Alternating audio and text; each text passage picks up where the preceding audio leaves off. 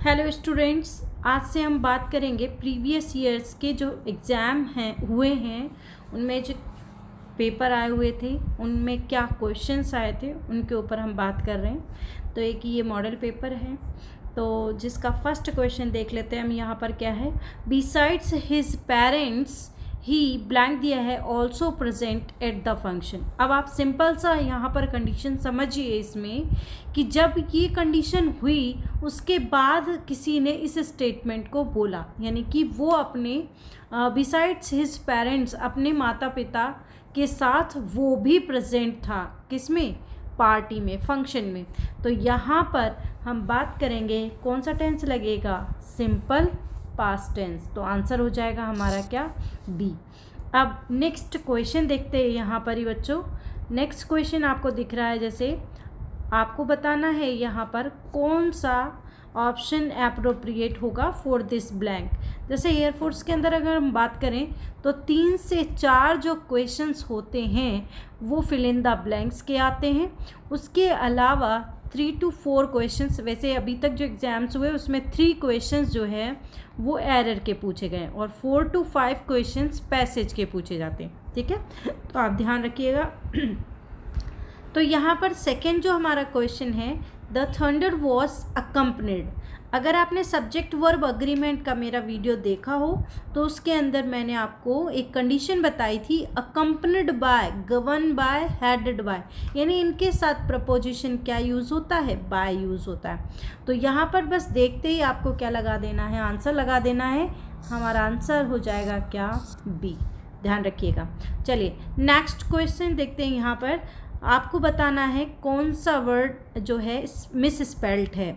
अब देखें इसके अंदर डिस्पैरिटी, जिसका मतलब होता है असमानता। तो यहाँ पर देखिए बच्चों, डिस्पैरिटी का जो स्पेलिंग है वो करेक्ट है, DISPARITY मीन्स असमानता। इल्यूज़न की बात कर लें तो ये भी सही है। इल्यूज़न का मतलब होता है भ्रम। एक अल्यूज़न होता है जिसका मतलब उल्लेख बोलते हैं। Allusion and illusion both are confusing words. Okay, next word देखें यहाँ पर, इनएविटेबल, जिसे हम टाल नहीं सकते हों, जो बहुत जल्दी घटित होने वाला हो। तो इसकी स्पेलिंग भी करेक्ट है, इनएविटेबल। मिडिल का मतलब तो मध्य होता है। तो यहाँ पर ये जो क्वेश्चन है हमारा थर्ड, इसके अंदर चारों ऑप्शन सही हैं। तो ये जो ऑप्शन है इसमें मिस्टेक है, यानी कि प्रिंटिंग एरर। चारों ऑप्शंस करेक्ट हैं, चारों के मीनिंग मैंने बता दिया, आपको स्पेलिंग भी बता दी। चलिए नेक्स्ट क्वेश्चन पे बात करते हैं। हमारा फोर्थ जो क्वेश्चन है दैट इज, आपको बताना है, ब्लैंक जो दिया है आर्टिकल का ब्लैंक है, things of beauty is a joy for ever. ठीक है, ये ब्लैंक है, इसके लिए आपको 4 ऑप्शन दिए हैं, द, ए, एन और नन। देखिए बच्चों, आर्टिकल से related fill in the blanks exam में ज़रूर आता है, तो आप थोड़ा सा आर्टिकल से रिलेटेड जो टॉपिक है वो ज़रूर चेक कर लें अच्छे से। तो यहाँ पर क्वेश्चन है, things of beauty is a joy for ever, मतलब किसी चीज़ की पहले भी बात हुई है तभी तो हमने कहा कि उसकी सुंदरता जो है वो खुशी का मतलब मुद्दा है, अ जॉय फॉर एवर, हमेशा के लिए। तो यानी कि किसी चीज़ पे जब बात हो चुकी है तो आर्टिकल हम क्या लगाएंगे, द। उसके अलावा एक चीज़ आप सिंपल सा यहाँ पर समझिए, आर्टिकल ए, उसके अलावा एन का यूज़ क्यों नहीं हो सकता, क्योंकि थिंग्स जो है वो प्लूरल भी हैं। तो ये 2 ऑप्शन वैसे ही कट गए हमारे। तो आंसर हो जाएगा क्या, A, the things of beauty is a joy forever. Clear है। चलिए नेक्स्ट क्वेश्चन पर हम बात कर लेते हैं। हमारा जो नेक्स्ट क्वेश्चन है दैट इज़ इम्बैलिश। इम्बैलिश जो है उसका आपको एंटोनिम बताना है। अब सबसे पहले तो हमें इम्बैलिश का मीनिंग पता होना चाहिए। इम्बैलिश का मतलब बच्चों होता है किसी चीज़ को सजाना, संवारना बोलते हैं, सजाना।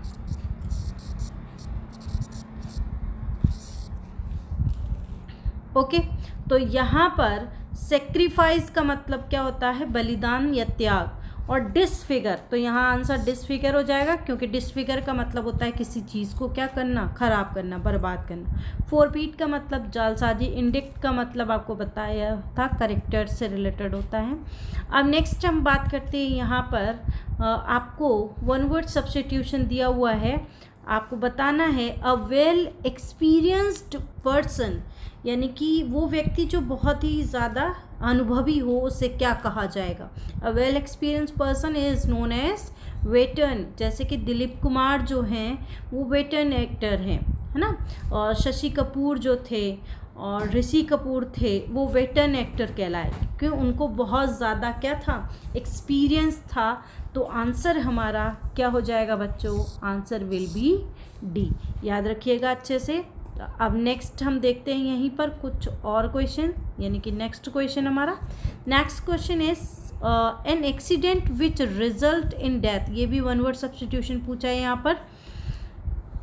वैसे सच अगर हम बात करें वन वर्ड सब्स्टिट्यूशन का एक ही क्वेश्चन पूछा जाता है, ठीक है, लेकिन इस सेट के अंदर 2 क्वेश्चंस दिए हुए हैं। An accident which results in death, मतलब एक ऐसी घटना जो मतलब फाइनली क्या लेकर आए, डेथ, तो उसे हम कहते हैं फैटल। फैटल्स मीन्स होता है घातक, इंजीरियस मतलब होता है हानिकारक, डेंजरस मतलब खतरनाक होता है, और टेरेबल का मतलब होता है एक तरीके से डरावना, हॉरिफिक, टेरेबल है ना, भयानक कह देते हैं। तो ये अलग हो जाएंगे, तो हमारा आंसर हो जाएगा फैटल। ओके, नेक्स्ट क्वेश्चन देखते हैं। He has purchased a bag of. अब यहाँ पर आपको 4 ऑप्शन दिए हैं, फ्लोर, फ्लोर, फ्लावर, उसके अलावा फ्लोर। तो आपको बताना है कि यहाँ पर किसका यूज़ होगा।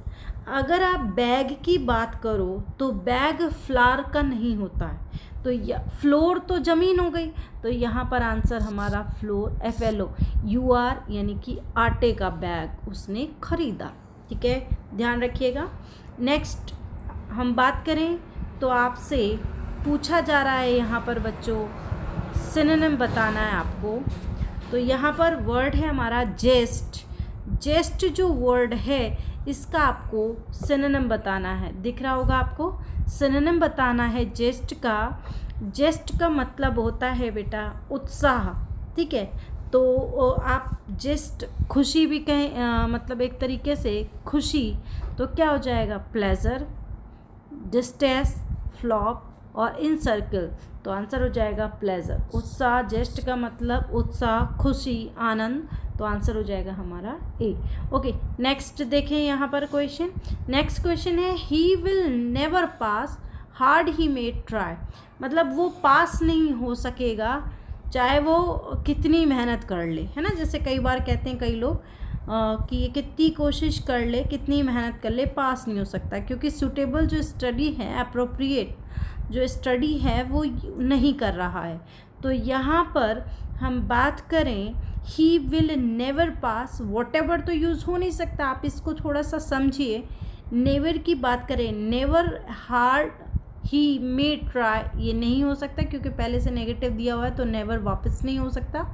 उसके अलावा वेन एवर टाइम को डिनोट करता है, तो टाइम से रिलेटेड यहाँ नहीं है, यहाँ पर कंडीशन से रिलेटेड था ये क्वेश्चन, तो हमारा आंसर हो जाएगा क्या, मतलब आंसर हो जाएगा हमारा ए। ध्यान रखिएगा, answer will B A. Okay, चलिए नेक्स्ट क्वेश्चन 11 पे हम बात कर लेते हैं।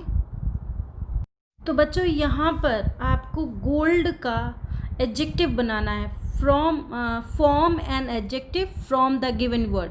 दिए हुए शब्द से आपको विशेषण बनाना है, तो आप ध्यान से समझिएगा। गोल्डर ER तो जो है वो खुद ही नाउन होता है, ER जिस भी शब्द के अंत में लगता है, लेकिन गोल्डर का यहाँ पर कोई मीनिंग नहीं बनेगा, तो यहाँ पर EST लगेगा तो विशेषण बन जाएगा, लेकिन वो डिग्री के फॉर्म में क्या बनेगा, गोल्डेस्ट नहीं होगा। सिंपल वर्ड पूछा गया है तो गोल्डन बन जाएगा, गोल्ड से गोल्डन। सिंपल सी आप बात समझिएगा, कोई भी चीज़ होती है तो ये है गोल्डन रिंग, जैसे हम बात करें तो रिंग की विशेषता क्या हो गई, गोल्डन। तो appropriate answer will be C. Okay, next हम क्वेश्चन पे बात करें, आपको हीरो का प्लूरल बनाना है। तो नाउन चैप्टर आपको बहुत अच्छे से समझ है, नाउन नंबर, नाउन आपको सिंगुलर टू प्लूरल बहुत अच्छे से क्लियर होनी चाहिए। तो यहाँ पर जो हमारा हीरो है, इस शब्द का प्लूरल फॉर्म बनाना है, ध्यान से समझिए। और जिस शब्द के लास्ट में ओ आता है और ओ से पहले कॉन्सोनेंट आता है, यानी कि आपको ES लगाना होगा, तो आंसर हमारा क्या हो जाएगा, हीरोज़, यानी कि answer will B D. Okay, clear है। चलिए नेक्स्ट क्वेश्चन हम 13 पे बात कर रहे हैं। यहाँ पर जो हमारा 13 क्वेश्चन है जिसके अंदर कहा गया है आपसे 13 के अंदर, यहाँ पर देखिए बार्किंग डॉग्स, ये वैसे एक प्रोवर्ब भी है, बार्किंग डॉग्स नेवर बाइट, लेकिन नेवर का बात यहाँ पर किया नहीं गया। आपको 4 एडवर्ब्स दी गई हैं, रेगुलरली, रेयरली, सेल्डम और फ्रिक्वेंटली। तो सेल्डम हो जाएगा यहाँ पर, बार्किंग डॉग्स सेल्डम बाइट, मतलब जो है कभी कदार ही मतलब काटते हैं। सेल्डम का मतलब यहाँ पर हो जाएगा, तो appropriate answer according to sentence हमारा हो जाएगा सी। अब नेक्स्ट हमारा क्वेश्चन है यहाँ पर 14 इस पेपर के अंदर, यानी मॉडल जो पेपर है इसके अंदर 14 क्वेश्चन है, जिसका हम देख लेते हैं क्या एरर है। तो सेंटेंस देखिए पहले, no boy in his son's class is as bright as his son is. ठीक है, अब देखिएगा ये पॉजिटिव डिग्री की कंडीशन है, जिसके अंदर सब्जेक्ट दिया है no boy in his son's class, मतलब उसके बेटे की क्लास के अंदर, इज एज ब्राइट एज। देखिए ब्राइट जो है पॉजिटिव डिग्री हो गई, तो एज लगा है। तो अब यहाँ पर जो है इज लगाने की ज़रूरत नहीं है, तो आंसर हमारा डी हो जाएगा बच्चों। मतलब इज लगाने की ज़रूरत नहीं है, हिज सन नाउन तक ख़त्म हो जाएगा इस सेंटेंस। ये पॉजिटिव डिग्री का सेंटेंस है। एज एंड सो एज का यूज़ होता है। सो एज जो लगता है वो नेगेटिव कंडीशन में लगता है, यानी कि नॉट वाली कंडीशन में, और एज लगता है for positive condition, positive sense, but दोनों ही डिग्री पॉजिटिव डिनोट करते हैं। ओके, तो नेक्स्ट अब हम क्वेश्चन एक और देख लेते हैं यहीं पर बच्चों, जल्दी से देखिए।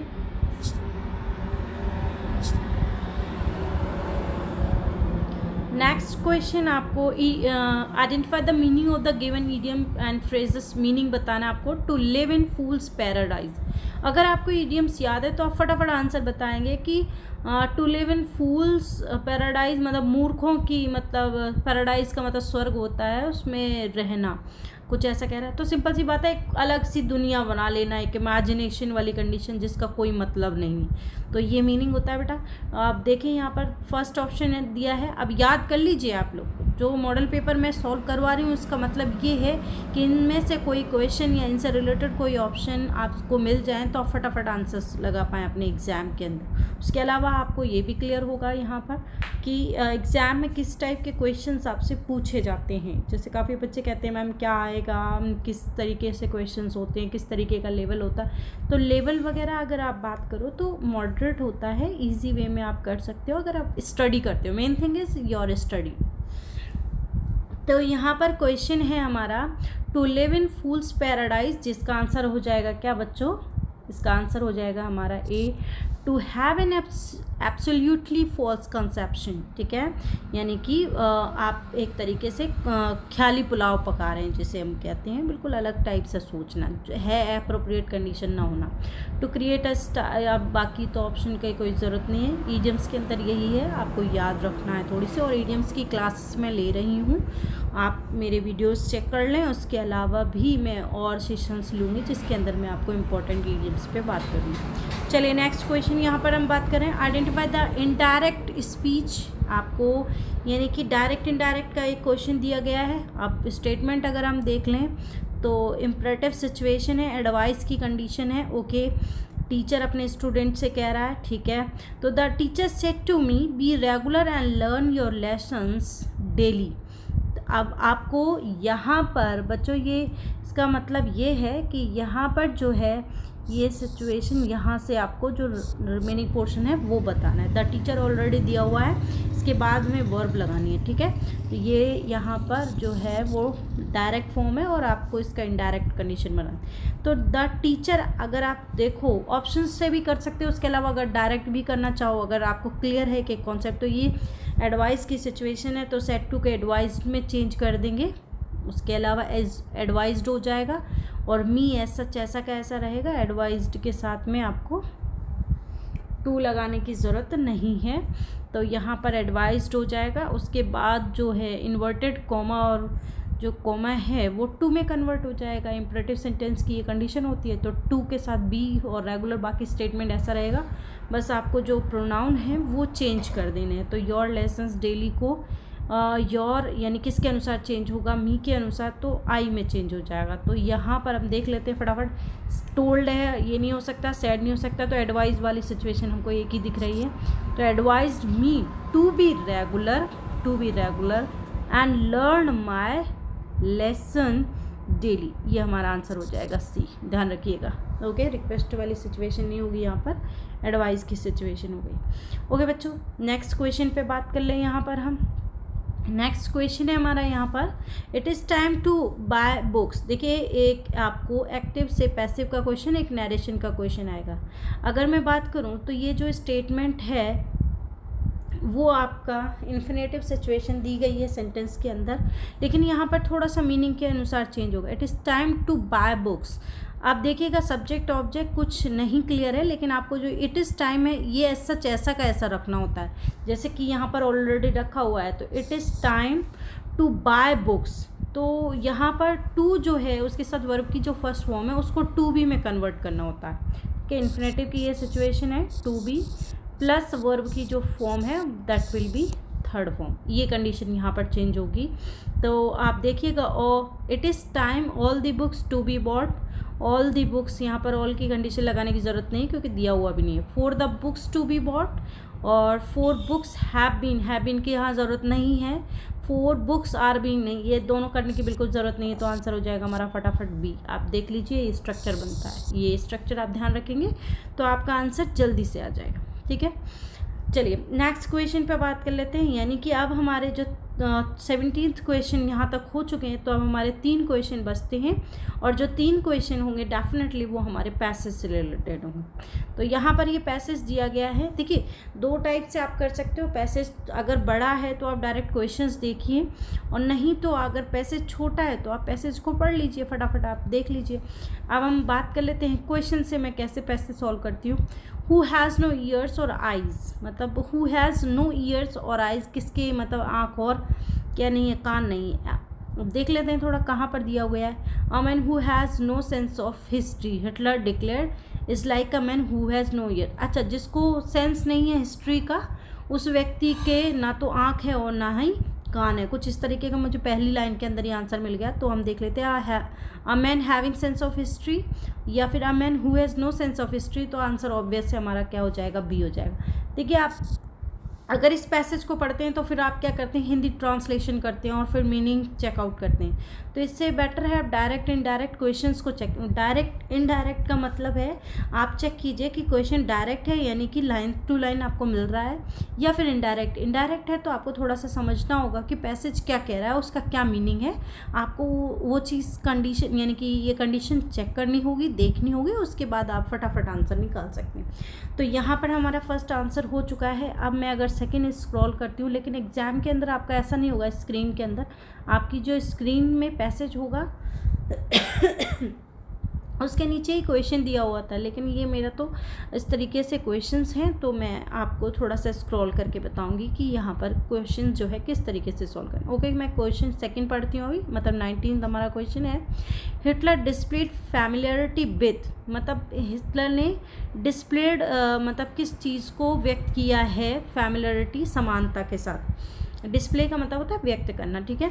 तो साइंटिफिक फैक्ट्स को या इंडियन हिस्ट्री को या यूरोपियन हिस्ट्री को क्या व्यक्त किया है। ओके, देख लेते हैं। ठीक है, has no ears, he himself claim to have an passionate interest in history since his school day. Okay, उसने and he displayed considerable familiarity with the course of European history. तो यहाँ पर मुझे डायरेक्ट आंसर मिल गया है European history, तो answer हमारा हो जाएगा सी।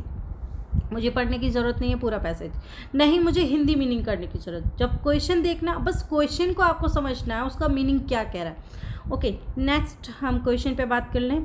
Hitler sense of mission was drive from, जो हिटलर का मिशन था वो कहाँ से ईजाद हुआ था, कुछ इस तरीके से बात कर रहे हैं। Okay, his love of Mankind, sense of mission was drive, his sense of history या नोवेयर कंटेम्प्रेरी सोसाइटी। ओके, मैं देख लेती हूँ यहाँ पर फटाफट क्या कह रहा है। Okay, with the sense of European he. अब देखिए, मुझे 2 क्वेश्चन वहाँ तक मिल गए थे, तो मैं अगला जो पैसेज है वहीं से पढ़ूंगी, शुरू से वापस से पढ़ने की ज़रूरत नहीं। ऐसा हुआ था, एक मेरा स्टूडेंट था, उसने क्या किया कि हर क्वेश्चन को पढ़ने के लिए बार बार उसने पूरा पैसेज पढ़ा। जब उसने पूरा पैसेज पढ़ा तो क्या हुआ, उसका पूरा टाइम चला गया। तो ऐसा आपको नहीं करना है। पैसेज एक ही है, क्वेश्चंस उसके दिए हुए हैं, और अगर 2-3 लाइन मैंने 4 लाइन पढ़ ली हैं तो मैं आगे की लाइंस को पढ़ूंगी अगर मुझे आंसर को फाइंड आउट करना है। आप ऐसा मत कीजिए बार बार फर्स्ट लाइन से स्टार्ट हो रहे हैं, तो टाइम वेस्ट होता है। इसके अलावा एक बार आंसर लगा दिया, उसको आप 2-2 बार चेक नहीं करेंगे। वन टाइम में आंसर लगाइए, फटाफट लगाइए। और जब भी आप आंसर लगा रहे हैं तो अगर आपको डाउट है तो एक बार और चेक कर लो, फिर उसके बाद आप आंसर लगाइए, ठीक है। लेकिन जब आंसर लगा दिया उसके बाद आप बार बार मत चेक कीजिए, ठीक है। तो चलिए हम देखें। His conversation was with historical reference and historical parallels. Okay, more than that, Hitler's whole cast of thought was historical. आगे देखिए इस लाइन में मिल रहा है, his sense of mission was derived from his sense of history. ये answer मुझे यहाँ पर मिल गया है, तो आंसर हमारा क्या हो जाएगा बच्चों, बी। क्लियर हुआ। तो यानी देखो आपको जो पैसेज या फिर जो मैं कंडीशन बता, बहुत सारे अभी एक स्टूडेंट का मैसेज आया कि मैम पैसेज सॉल्व करते हैं उसमें प्रॉब्लम। देखिए पैसेज जब आप सॉल्व करते हो तो आपकी एक तो रीडिंग फास्ट होनी चाहिए, रीडिंग फास्ट है तो आप क्वेश्चन अच्छे से, और उसके अलावा इंग्लिश अगर आपको सीखनी है तो आप जितना भी हो सकता है नॉवेल पढ़िए, उसके अलावा आप न्यूज़पेपर पढ़िए। तो रीडिंग्स आप जितनी ज़्यादा करेंगे आपकी जो understanding capacity that will be increased. जब ये इंक्रीज हो जाएगी तो आप पैसेज इजी वे में सॉल्व कर पाएंगे।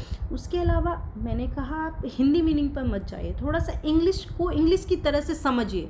बहुत सारी ऐसी कंडीशंस होती हैं जिसको आप देखिए, एक ही वर्ड है उसका हिंदी मीनिंग एक है, लेकिन फिर भी हम फिल इन द ब्लैंक्स करते हैं तो वो वर्ड नहीं आता है, दूसरा वर्ड आ गया, ऐसा होता है। तो ये डिपेंड करता है सिचुएशन पर। जब आप ये सिचुएशन देखिए, इंग्लिश को एक तो आप रीडिंग से समझ सकते हैं, लिसनिंग से, ठीक है। रीडिंग, लिसनिंग और स्पीकिंग, ये 3 चीज़ें हैं जिससे आप इंग्लिश को समझ सकते हैं। उसके अलावा फिर हम बात करें ग्रामर का नॉलेज, तो ग्रामर का नॉलेज जो है उसके लिए आप क्लास लीजिए प्रॉपर वे में। जब आप क्लास लेंगे तो ग्रामर का नॉलेज हो जाएगा। आई होप आज का जो पेपर मैंने आपको सॉल्व कराया वो क्लियर होगा आपको। चलिए नेक्स्ट सेशन में हम बात करेंगे।